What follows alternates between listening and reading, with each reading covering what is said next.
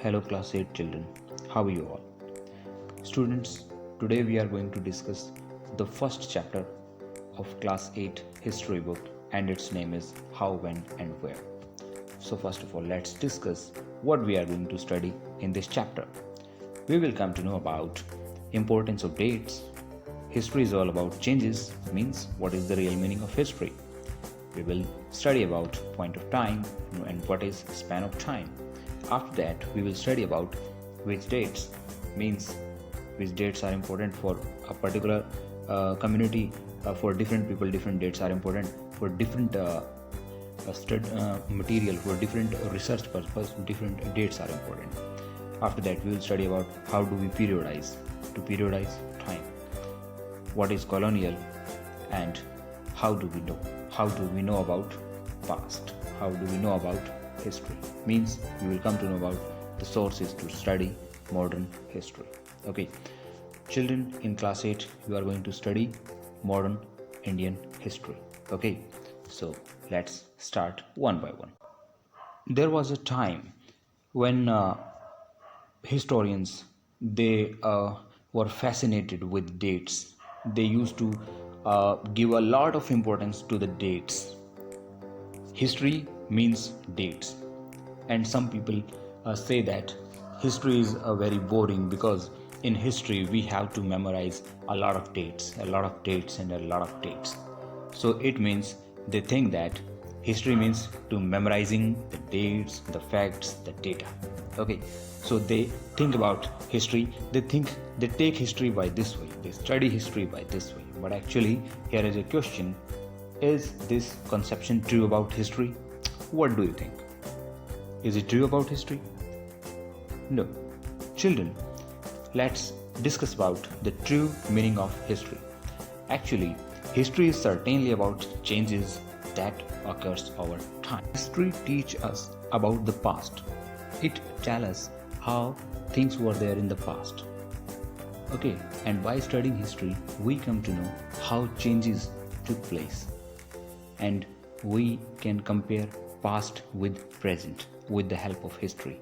We can know the causes of these all the changes which are there in our society. So that is why history is very important. Let's discuss about point of time. Students, in history, when any particular event take place at a particular time, on a particular date, particular month, in a particular year, so that is called point of time. Like any ruler was crowned, any battles were fought, like Battle of Plassey, Battle of Buxar, okay, death of Aurangzeb, death of any king, birth of any prince, and these all the things. So these events take place at a certain point of time. So this is called point of time. Now some changes are there in our life, some certain questions are there in our life, like when people have started to read newspaper, when people have started to drink tea. So we generally don't think about such kind of questions, but when we think, so really this is very amazing for us to find out the answer of these all the things. These are related to history.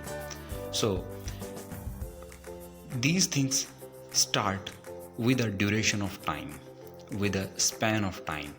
These things take a long time to start. Okay, like one example is there, like people begin to drink tea. This task did not happen at a certain point of time, like people early in the morning at 6 o'clock they started to drink tea, all the people of our country. No, this not happened. Actually, Britishers came to India, they used to drink tea. Indian people watched them, they started to adopt their habits, and after that, slow by slow, with a gradual manner, this work started. Okay, we were tapped in this habit to drink tea. Like people started to read newspaper. So this is also a slow process. When those people came here, Britishers came here, they brought with them some printing machines. Print culture started, and after that books and newspapers, they started to publish and people started to read out these all the things. Okay, So such kind of events are there in our life. We cannot fix for them a particular date. These events have not started on a particular date. Okay, they start with a duration of time, with a span of time. So I think both of concepts are understood to you. Point of time, span of time. Next is which dates are important in history. So students, actually dates are not important on their own. We people make these dates valuable. These dates became vital when we study, we read, we research on a particular issue or particular topic. As the topic change, a new set of dates will be important for us. When the topic will be changed, the set of dates will be changed. So this depends on our study material, our area of interest, what we want to read, what we want to study. Person to person, community to community, these dates of history, they change.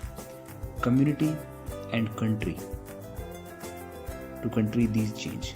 So different set of dates is important for different people. Let's take one example. According to British historian, the rule of each Governor General was important. They did not give any kind of importance to Indian people, Indian rulers, Indian reformers. But when Indian historians, Indian people, they reconstruct Indian modern history, so they will give focus to these people, to these national leaders.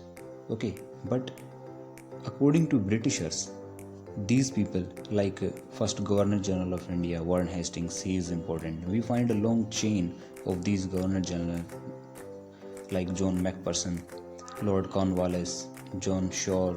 So it's a long, Lord Wellesley. This long list we will find. Lord Hastings, Lord Amherst, their work are important according to them. A long chain of their events, their task, it will be there.